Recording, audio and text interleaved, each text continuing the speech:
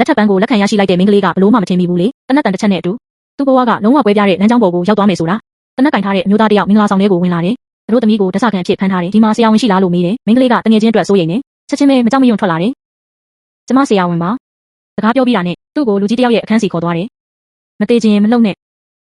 တနာရီလောက်ကအဲ့ဒီအမျိုးသားကလက်အောက်ငယ်သားတွေရဲ့လှည့်စားမှုကိုခံရတယ်တနက်မှန်နဲ့အဲ့ဒီအချိန်မှာလှေကပင်လယ်ပြင်ပေါ်မှာရှိနေတယ်ဈေးကူးဖို့လုံးဝမဖြစ်နိုင်ဘူးကံကောင်းကျင်တော့လက်အောက်ငယ်သားကဈေးပညာတတ်တဲ့မိန်းကလေးကိုအချိန်မီရှာတွေ့တယ်မိန်းကလေးကသူ့တန်ရာကိုတေချာတန့်စင်ပေးတယ်ပြီးတော့တခြားလုံးတစ်လုံးကိုလည်းပေးတယ်နာကျင်မှုကိုတက်တာစေဖို့ပေါ့ဒီလိုရင်းနှီးတဲ့ထိတွေ့မှုကအမျိုးသားကိုဒီနူးညံ့တဲ့မိန်းကလေးအပေါ်ထူးဆန်းတဲ့ခံစားချက်တစ်ခုဖြစ်စေတယ်ဒဏ်ရာကိုကုသပြီးတာနဲ့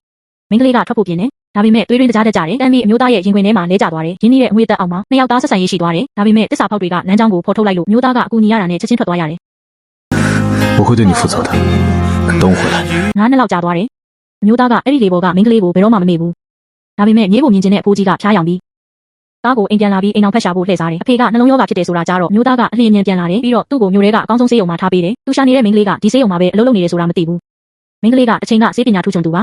ါအကောင်းဆုံးခွဲစိတ်ဆရာဝန်ဖြစ်တယ်နဲ့ဒါပေမဲ့အခုတော့ဆေးရုံမှာအပင်ပန်းဆုံးပြုစုစောင့်ရှောက်သူဖြစ်နေတယ်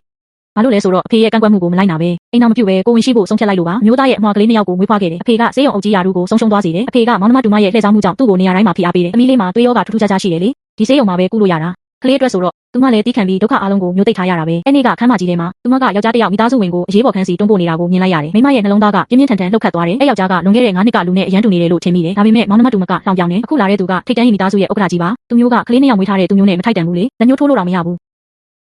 当年那个男人怎么可能是堂堂的江城首富贺锦年？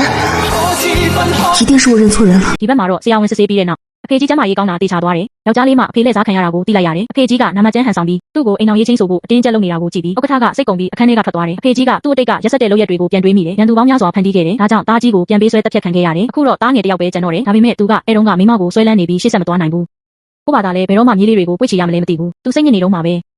ဲမိမရဲ့သားလေးကပြေးလာပြီးသူ့ကိုခေါင်းနဲ့ဝင်တိုက်မိတယ်။အဖေကြီးကကလေးကိုချီပြီးတေချာကြည့်လိုက်တယ်။အံ့ဩစွာနဲ့သူ့သားငယ်ငယ်တုန်းနဲ့လုံးဝတူနေတာကိုတွေ့လိုက်ရတယ်။ဒါပေမဲ့အဖေကြီးကမေးဖို့မအားလိုက်ဘူး။ကောင်လေးကညီမလေးခေါ်သွားလို့老天开眼了，那一定是我大孙子，贺家有后了，我贺家有后了。你ဆက်ရှိပြီအဖေကြီးကသားငယ်ကိုကောင်လေးတွေ့တဲ့အကြောင်းပြောပြတယ်။သူ့မှာတိတ်တဆိတ်သားတယောက်ရှိလားလို့မေးတယ်။ယောက်ျားလေးကညင်းဖို့လုပ်တော့မှပဲညီလေးကတတိပေးတယ်။လွန်ခဲ့တဲ့9နှစ်ကသူနဲ့အတူနေခဲ့တဲ့မိန်းမလား။ဥက္ကဋ္ဌလည်းအခုမှစိတ်ရှုပ်သွားတယ်။အဲတုန်းကမိန်းမကသူ့အတွက်သားတယောက်တကယ်မွေးပေးခဲ့လား။ကလေးရဲ့အထောက်အထားကိုမသေးချာသေးဘူး။အဖေကြီးကစိတ်လှုပ်ရှားပြီးကစားစရာတွေအများကြီးဝယ်လာတယ်။အခန်းထဲကိုတန်ရှင်းရေးလုပ်ဖို့လာတဲ့မိန်းမကိုမြင်တော့အဖေကြီးကသူမကိုဒီပစ္စည်းတွေ4နှစ်အရွယ်ကလေးအတွက်တင်လာလို့အကူအညီတောင်းတယ်这些都是时下最流行的衣服还有玩具